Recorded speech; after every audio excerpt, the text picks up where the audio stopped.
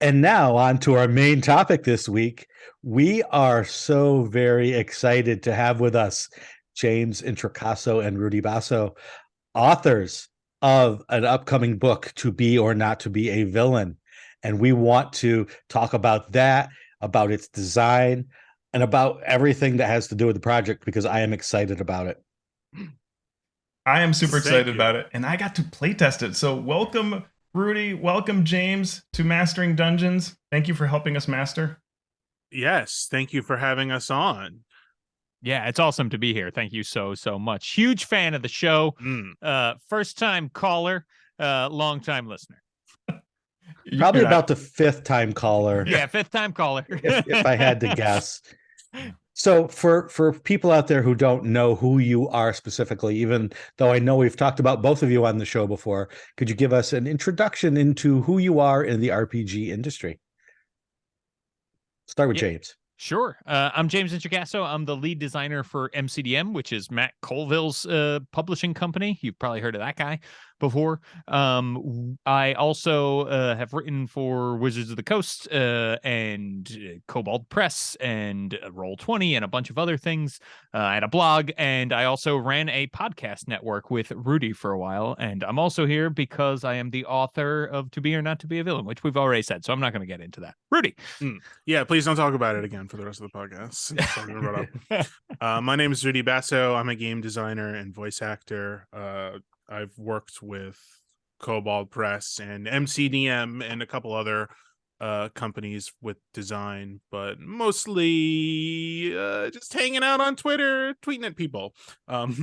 This is my first big project. I'm really excited about it. So, To Be or Not to Be a Villain. Hopefully more in the future.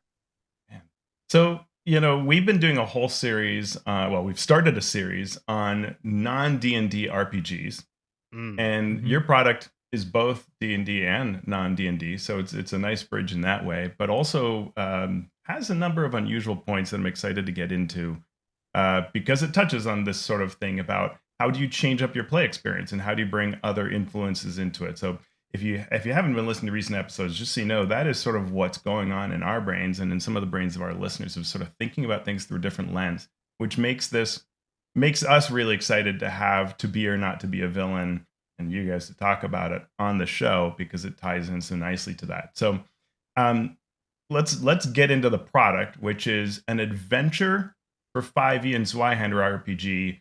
And the product description I'm going to read here says, take on the role of a lifetime as one of the 9 nobles in this tabletop RPG retelling of Hamlet. Just gonna give a pause for let that sink into everybody. In this adventure, players will cooperate and plot against one another for the throne of Denmark. Experience the world of Hamlet like never before in this unique tabletop role-playing game. And then it talks about, Denmark's at war with Norway, and here's what's going on in the story of Hamlet, and we've got become General Claudius, Queen Gertrude, Polonia, Ophelia, Laertes, Horatio, Rosencrantz, Guildenstern, or even young Prince Hamlet. The book contains 2 adventures, one compatible with 5th edition of the world's oldest role-playing game, and the other powered by Zweihander. Okay, so this is Shakespeare the Adventure Experience? Kind of. The concept came a lot from another module that James had run, which the name escapes me, James. Planet it's called, of the Tarasques. No. There's Actually, a great module called Of Drow Origin. Yes. That it's a game where essentially there is this wedding, and it's sort of there are these betrayals and backstabs, and there's all these player characters. And at this wedding, then also some drow are attacking. And so there are these surface dwellers, and the surface dwellers have all their own infighting and murder plots and things like that. And then the drow also have that among themselves. And they're coming to take care of the surface dwellers, and who made a pact with a devil and who's sleeping with who just for the money and all that kind of stuff. And so I ran that for a group of friends. And it's for like 9 people, 9 It's players. for 9 people and one Yes. GM. Yeah. And it was a great time. It was very, very overwhelming for one person to take it on, because it was sort of like it's a 5th edition module, but it was very much like, okay, what are you doing? Okay, oh no, these 2 people are having a conversation over here. I gotta go listen. Okay, now wait, hold on. You go upstairs and you stay here, and you go over there in the corner. And okay, now we can what probably should have been about 2 hours of play took me about 5 or 6 hours, because I had to manage all of it. Yeah, and I actually wasn't even playing it. I was just watching, because my right. game had ended early, so I went down, and I was really inspired. But I love to do like big games, lots of people, multiple tables, things like that. And I in that module was very Romeo and Juliet inspired, actually. The wedding is between a drow and a human, so it's like 2 different worlds. So I was like, what other Shakespeare stuff has a ton of characters?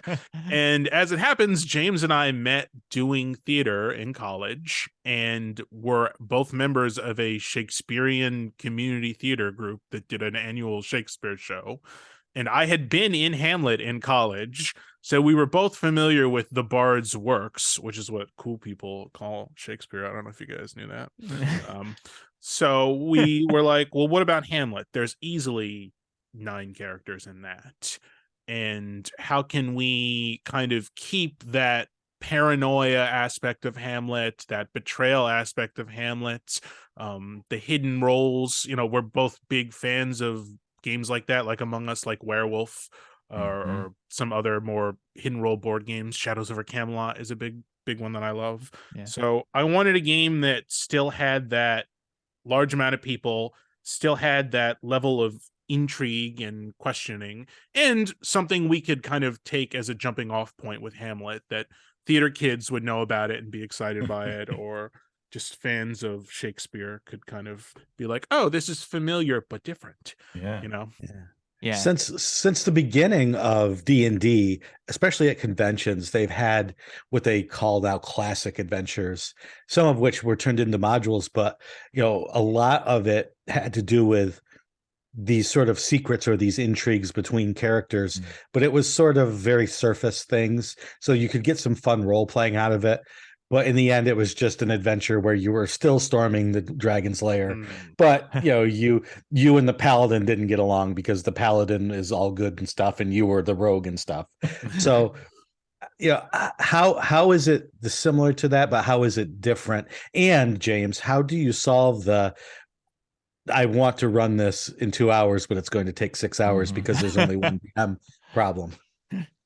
That's a great question. It's so one of the things that I think we figured out and is that you don't really need a lot of other challenges if you're pitting the players against each other. What you need to do is create scenarios where they can exploit those connections and relationships that they have for storytelling.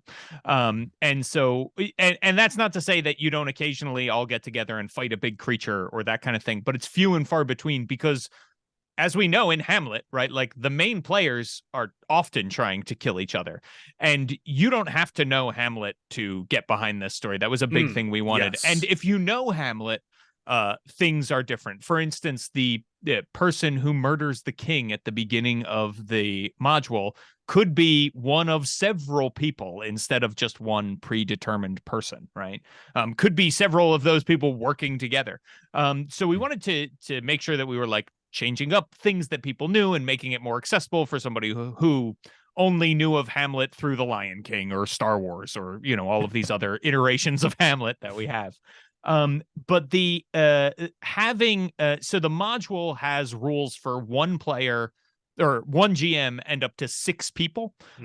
Or if you have more than 6 people, we say that you should use 2 GMs. And that way there's a GM who can go with people into a side room and, have these scenes and that sort of thing. And then we also put a mechanism in place that controls how many of those side scenes happen, right? So that only one can happen at once, and when they happen, they're only 5 minutes, so those people get back to the table and it's not a half hour, and that kind of thing. So we've put those. You have basically story tokens you can spend to do that kind of thing. We also made it really long. It probably takes about 12 hours to play. We structured it in a way that there are kind of built-in stopping point. The game is played through 5 acts, each of which represent a different day. And in between each act, there's kind of this night phase, which is another kind of new mechanic stuff we added. But it's kind of built in where if you only have 2 hours, hey, we can do Act 1 today. And we can do the night phases over email. They work perfectly remotely. In fact, that's probably better because they're all hidden things that you do that you don't share with other players. And then next time we get together, we can do Act 2. Maybe we have some more time. We can go into Act 3, kind of like that. So yeah, it is a game that will take longer. You'll have to invest the time and to play it through all the way. But it doesn't all have to be done in one session or anything like that. I was really impressed as a playtester at and I don't know, how much you revised since I playtested. Some of my knowledge is tainted by being in the early days. But from the very beginning, you had both kind of, I thought, come up with these concepts you're talking about are very clever and very effective at creating the right experience, right? Because if I was just told, hey, here's your plot, go to it, well, I might just start stabbing people and then they're not going to get to play for very long, right? But each of these acts has something going on, right? It has a plot to it that keeps us focused. We all have to do things together while also looking to see how you can exploit it for your gain. And so these tokens, like, I hope you share a little more about it, because I thought that was a really smart move of how you're going to gain this currency and then spend it. And that's a way that you're doing the backstabbing, and that doesn't have to be directly confrontational, right? Yes. So we added a mechanic with these, we called them story tokens. And I think at the start of the game, everyone's given 2. And then there are other opportunities to gain them through good role playing. I think the GMs can give them out like inspiration, or they're just like built in, hey, you did a cool thing. Whoever does this gets a story token. And the way those are played is you hold up your story token to the GM. We have 2 GMs. One is the director. The other is the playwright. So you show the playwright your story token and you say, I'd like to start a side scene and I'd like to take, Hamlet, Polonia. You can take as many people as you want. And then the GM or the playwright and the players go off. That story's token is used. That's the only one that needs to be used. No one else spends their story token if they go along. And as James says, you get 5 minutes to talk amongst yourselves. And, that's a great way. We've had players just do that to make people unsettled. Just to kind of mess with the other players' minds, and then they just like talk about their days or whatever. Just like, let's go have a side scene. It'll make everyone else uncomfortable, because there's a lot of like that inherent thing when you see someone or someone's go off and talk about something by themselves. Those, your brain starts working and starts thinking, what could they be talking about? Are they talking about me? That's my ally. Why are they going off and not taking me? What's going on? So we're really happy with that mechanic, and I think it works a lot in this kind of game. Yeah, one of the most fun things when we were playtesting would be after the playtest, Rudy and I would sit together and we would be like, okay, so what happened when I wasn't in the room, right? And it was like, oh, you missed this, and like in the side scene this happened, and so that was always really fun to see. And it is this thing, what we're talking about, right? Like, there are scenes where it might be a hunt that you're participating in together, or a tournament, right? Like a tourney, or negotiations with different people. And this is all leading up to, on the last day, among you vote survivor style as to who will be the new monarch of Denmark, right? Meanwhile, the vampire king Fortinbras is like pushing down on you, and so there are these pressures to try to like impress people and do well. And if you do well, you might win a story token, or you might have to spend a story token to do well in some things. And it's like, well, now I'm giving up this currency I need to plot, right? And so there's that kind of thing, and you do definitely need, as the game goes on, right towards the end, it's like, I need to talk to you. Are you willing to spend a story token, because I'm out to pull us into a side scene? And that person can be like, no way, I've got enough out, I don't need you, right? And it's great. Yeah. Oh man, that reminded me of high school for a second there. But Oh no, it's like high school, wonderful. But you can stab your bullies. Yes. And maybe talk a little more about sort of some of the plot angles of what's going on, and with Fortinbras and how do you keep people moving forward? Every character has their own background. I have the book. Let me show some stuff off. Like, every character has a background about who they are and what they're doing. They have an opening goal, which can change, as the game plays organically. And they have relationships with every other character. They're not super in depth, but there's enough to go off of, enough to say, like, hey, you love this person, they're your son, obviously you care a ton about them. Or, hey, you don't like this guy because your daughter was supposed to marry him, but now that his father's dead, you don't really care about him anymore. He gives you, like, there's no benefit to being friends with him. So there's a lot of the plot already baked in when you start the game, because again, as James said, this is ultimately about the relationships you have with other people, and that's where a lot of the fun is. But as James also mentioned, like, the king has died. In our version of Hamlet, after 5 days of a council ruling, a new monarch is going to be voted on amongst those council members. So the new king will be, or new monarch will be crowned. So that's part of what's happening. But at the same time, in our world, again, Norway has been at war with Denmark for the last 100 years. Fortinbras is a vampire. He has armies of undead legions, and a truce has literally, within the past few months, just a truce, not a peace, not a formal peace, a truce has been set up with them, depending on which version of the game you play, by either Claudius or the late king. And so that is also a huge thing that's weighing on everybody's mind, and kind of the result of, hey, we've had this war for a long time, it's over, we have all these soldiers coming back into the cities, we don't have jobs for them, what do we do? There's a lot going on that's pretty exciting, that the players have on their minds as they're making these problems, as they're dealing with the who will be the new ruler and things like that. And I like that a lot, because it made me playing my character feel really tied to the setting and the story, because I felt like, the rest of you aren't seeing this important angle, right? Or some of you aren't understanding this danger, because the characters are sort of positioned to these different outlooks. And so how you feel about particular issues registers differently for you.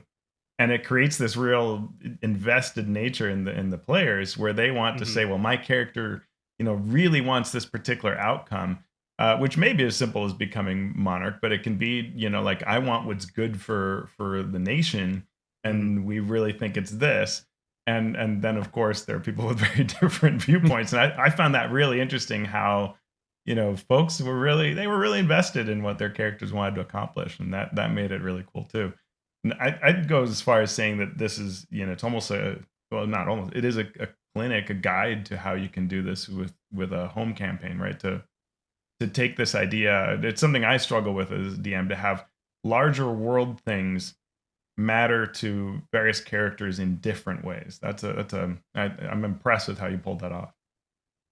Yeah, and we really got there through playtesting, and we put these characters out at the beginning in our first playtest, and we got a lot of feedback that we stuck pretty close to the story of Hamlet at the beginning. Like, it was for sure that Claudius and Gertrude had murdered the king together, right? Like, this whole kind of thing, or that Claudius had murdered the king, and then people were saying things like, spoilers for Hamlet.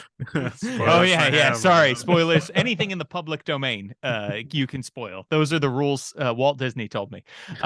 So this idea, right, that people were like, well, I felt like I had to do this because I was assigned this role, or it felt like everybody knew to be against me already, or I just didn't feel well developed, or I didn't feel like I had enough connections to care about anything, right? Like all of that feedback from players was so good. And it was like, okay, let's see if we can, go back and tweak Guildenstern to give him more of a connection to this world, or let's go and see what we can do to make Ophelia more interesting, right? Like that kind of thing really helped us. And then the other thing that really kicked it up was when we decided we would make not just the D&D version, but the Zweihander version. Instead of just doing a straight conversion, the Zweihander version is like a totally different story. So the Hamlet, that information that Rudy was showing, right? Like Hamlet has all of these relationships and this bio, and that changes based on which version you're playing, right? Hamlet is a totally different person with some different motivations and that kind of thing in the Zweihander version. The events that each act is centered around are different in the Zweihander version than they are in the 5e version. Yeah. Yeah. Even So like could you tell us why? Yeah. Well, our publisher asked us to do a Zweihander version. That's their game. Right. And we're like, oh, yeah, sure. And we were just like, well, we've already got the groundwork laid out. Like, we did all of the development of what this game is going to be. Now let's just plug it in to be a different and more interesting experience. It's not like, as James, all the characters, even the world is different. Like the level of technology is different. It's more, I guess we always said it was more Zweihander, I guess. It's a darker kind of grimmer, as James always says. It's a more Witcher world versus the high fantasy of Dungeons and Dragons. It's even like more steampunk, like the level, as I said, the level of technology is different. It's not high fantasy. There are guns. There's guns. So Yeah. it's there's just a gunpowder different and, feeling. Yeah, go ahead. Yeah, and the mechanics in Zweihander support a different kind of story, and so we wanted to do that, right? And the publisher sort of would have been happy with a straight conversion, I think, but we wanted to. It was twofold, right? One, we wanted to better show off each system, right? So the D&D version has magic and is very high fantasy, fantastical. You meet some, in addition to the vampires and undead, there are some other real fantastic creatures and stuff like that. Zweihander is a horror fantasy game. And so there are rules for things like infection, right? And there's this whole misfortune mechanic, and you can gain chaos and order and all this kind of stuff. And so we wanted to better support that.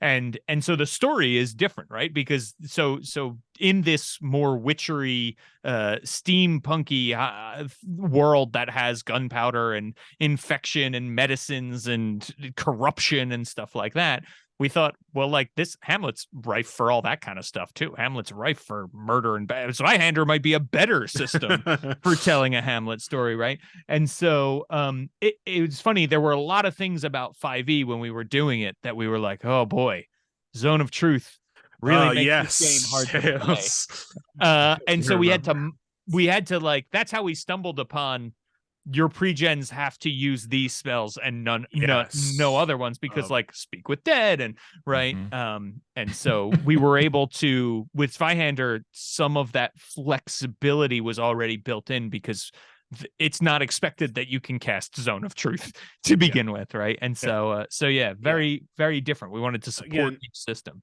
Characters don't get a full character sheet. They get basically a monster stat block. Because, and this actually, Teos, again, your playtest was incredibly important. PvP broke out, and PvP took a long time because everybody was going through all their spells. And it was like 8 versus 1. Exactly. It was like everybody. Zone of Truth was a problem. Yes. Fun story that there were 3 Zone of Truths at once. Not super fun to adjudicate in the midst of. And it also led to things like we wanted to have everybody feel different, and we initially made everybody a class, right? And it was like, oh, well, I'm the ranger. Half of my stuff is not useful in this sort of urban intrigue city thing you've set up. And it was like, oh yeah, that's a good point. So now we could just say, there are mechanics in everybody's stat block that just go with the mechanics we built for the game. The story tokens, the night actions, right?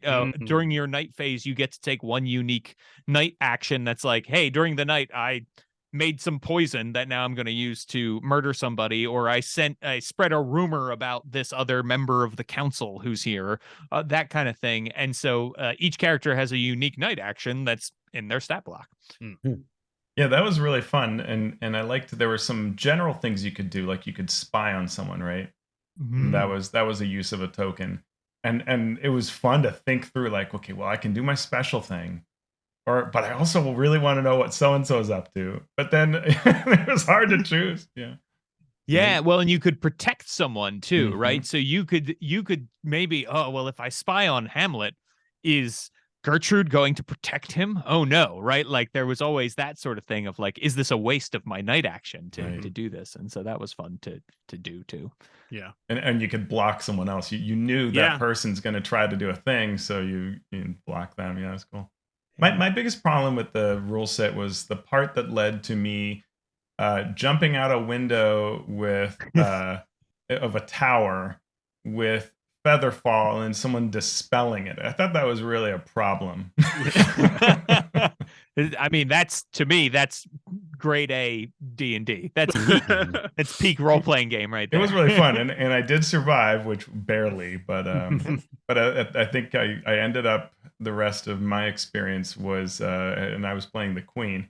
I was crawling around the rooftops using my spells to try to still influence things sort of without anyone murdering me, because everybody else was going to murder me on sight. And I thought that was that was one where like we need to solidify Gertrude's alliances so it's not 8 versus 1. Even the king was like, whoa, yeah, Gertrude did it. Like he really went back to the drawing board and made her have more friends. That's good. That's good. Yeah, it was hard. Everybody wanted to murder me, that's for sure. There's one other thing. Right, yeah. And it's funny because we played with a lot of people who knew the story of Hamlet, and they would target Claudius, but they definitely targeted Gertrude more. And it was like, how? Weird. But she's not. What is going on? So yeah, we learned a lot about like, do we have inherent sexism baked in? Like, what do we need to examine about ourselves? But it was good, and we really got there with the help of a lot of testing and editing and stuff like that. The other thing I need to say about this book is that the book flips over. So when you play the Zweihander version, you just flip it over, and the D&D version is on the other side. So it's this two-sided fun book. I just showed it off. Podcast audience, I know you can't see it, but it's cool. Take our word. It's okay. We've enabled smell audio, so they can smell the book. No. Boy, I should have showered. I think we're trust me, in, so. The book was beautiful, and James is very graceful. Yeah. Thank you. Yes, it didn't start out upside down, and then when I flipped it over, it was still upside down. I wasn't going to mention coordinated that. Flipping though was really nice between James and Rudy. Nice. That was it was like synchronized swimming at the Olympics. It was really good. Yeah. So how did you approach the design of this? Like you'd had this earlier influence, but you guys are like, okay, let's do something based on Hamlet. Did you work on the story first or the characters? Like, how did you develop this? What was your process? I'm trying to remember. We started this like 3 or 4 years ago. See, I'm glad to hear that, because I always feel like it's my projects that take a million years. So I'm glad to hear I'm not the only one. No. Do you remember? So Rudy, I was going to say, you came to me sort of with an outline. You already had this idea of 5 acts, and you were like, and something, it culminates in something, and I don't think we knew exactly what yet. And because originally we had this idea of like, again, sticking very close to Hamlet, and it's like, no, Claudius is the king. Yeah, and pretty quickly into the design, we realized like, oh, that means he just gets to do whatever he wants. Yeah, exactly. Right. And so that's how we came upon this idea of like, well, what would be interesting would be like, if at the end this council votes and picks the monarch, that's fun, because then it gives you something to aim for, other than like originally it was just like, I want to murder everyone else and be the last person standing, and that wasn't as fun as hey, maybe I could be the monarch. Maybe me, Laertes, the guy everyone forgets, could be the monarch if I play my cards right. That was cool. That's cool. Yeah, very nice. Nice. So what can we 5e Zweihander players steal from your design that would work in our regular D&D campaigns? Because it sounds like you really had to put a lot of thought into making something that is like 5e that is meant to tell a certain kind of story. Mm-hmm. You're making it work to tell a different kind of story. Yeah. And maybe we want that different kind of story in our campaign. So what are we stealing from you? I think you could definitely steal story tokens, right? Especially if you have the kind of table where it's like you're constantly breaking off into side scenes. It's a really good way to control that, even with one GM, right? If you're just one GM, it gives people this resource to spend of like, okay, we're gonna go over here.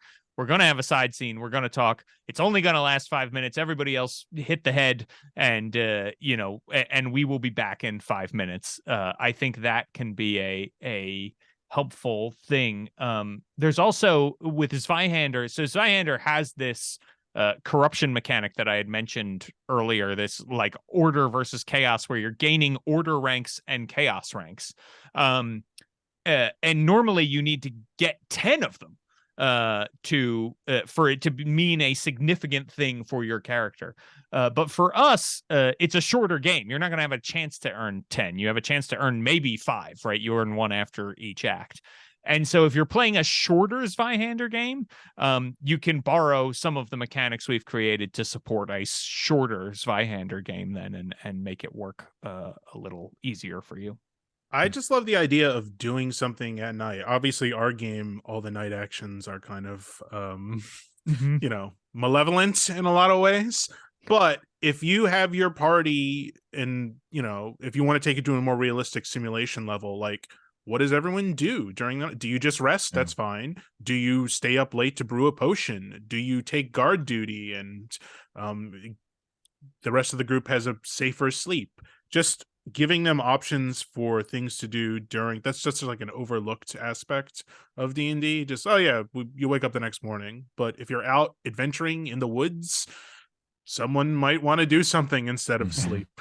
So it's a really neat idea. It's almost like downtime, but in the evening, right? Like evening downtime. That's a focused, thing with a few parameters and also ideas, right? You guys would adjudicate some things as well, where someone would say, I want to do not quite this, not quite that.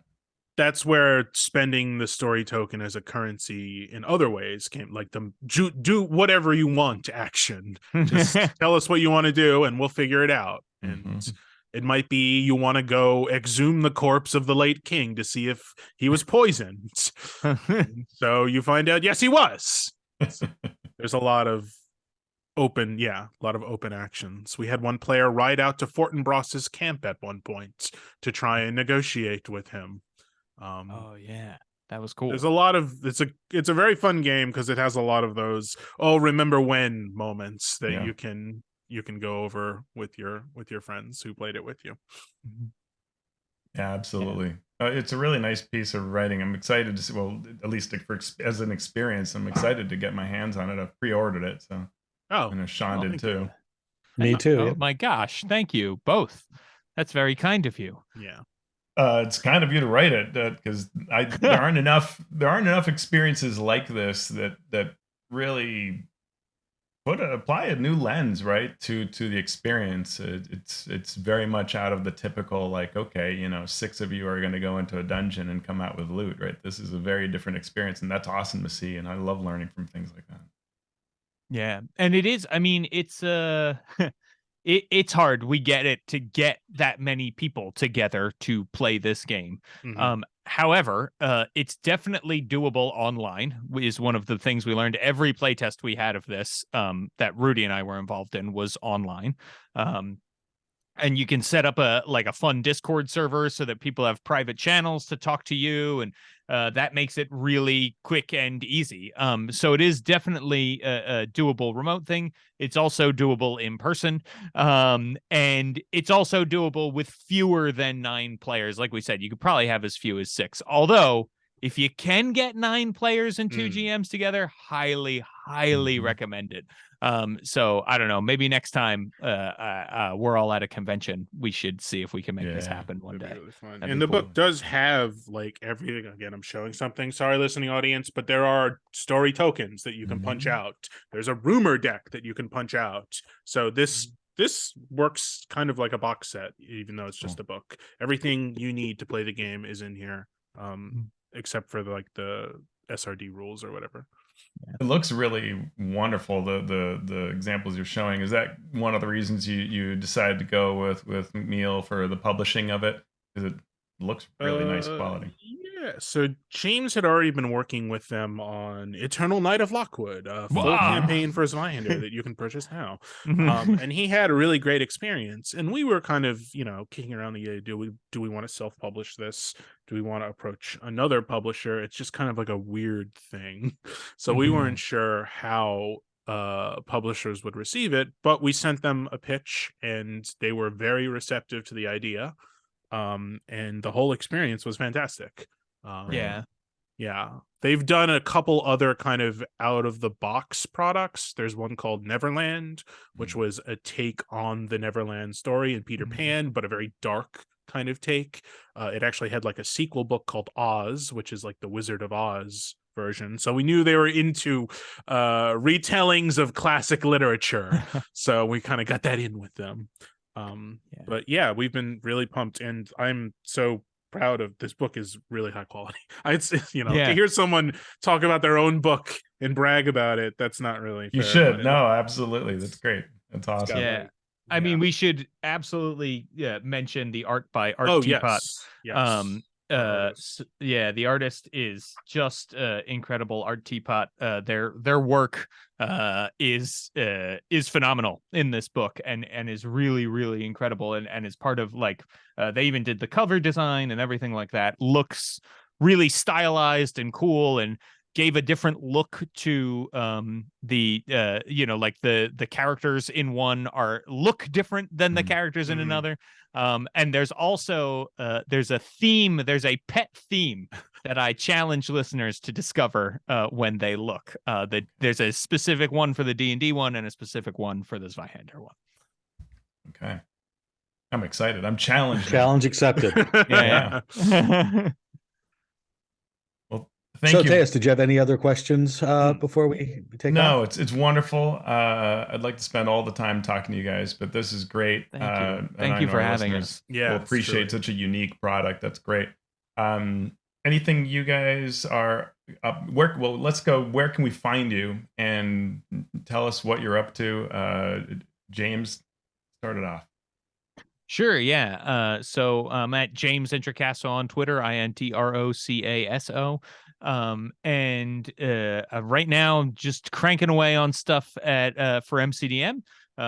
So we got this monster book called Flea Mortals, and we're also sort of live blogging our experience creating an original RPG over on the MCDM Patreon, if you're interested in seeing what it's like when we say this is how this is gonna work, and then we come back and say no, it's not anymore. Did you all get excited about that? Sorry. That's what we're doing over there. That's the reality of making a game for a team of people as well, right? Where you get so excited about the thing you've created, and then someone else goes, it would be better this one. You're like, yeah, it would be. Yeah, it would be. It would be, exactly. Yeah, it's a lot of fun. We're having a blast working on our game over there as well. But yeah, that's what's going on with me. How about you, Rudy? I'm on Twitter at Rudy Baso. I have something coming out in Flea Mortals. There's an evil party that I made, so watch out for them. They'll eat you, literally, because they want to eat people. Fun. Other than that, just hanging out, listening to podcasts, and fantastic. Well, I love your work in Arcadia. That was really nice. Oh yeah, I wrote an article about eating monsters. So I've gone 180. Now the My monsters first eat you. article, Yeah. you could eat the monsters, now they want to eat you. Yeah. I found the theme. Also, I'm hungry. Yes. Exactly. And well, thank you both for being here. Teos, where can people find you? Oh. Unfindable. Find me at the Forge of Foes Kickstarter. That's where you can find me. Yes. Yes, I'm sure we've already talked about that in our news section, though. Yeah. Ed, you can find our show on Twitter at Mastering D&D, also on Mastodon. You can find us on YouTube at our own Mastering Dungeons channel, which now has over 1,000 subscribers. Ooh, Yeah. Congrats. Yeah. We're feeling it. So thank you all. And now that we're done, what are we going to do now? We're going to go kill Hamlet. Oh. Or one of the other 9 characters. Yes, or one of the other, or all 9 characters. Oh. Yeah. TPK, Shakespeare TPK. I'm here for it. It's not most Shakespeareans. Yeah.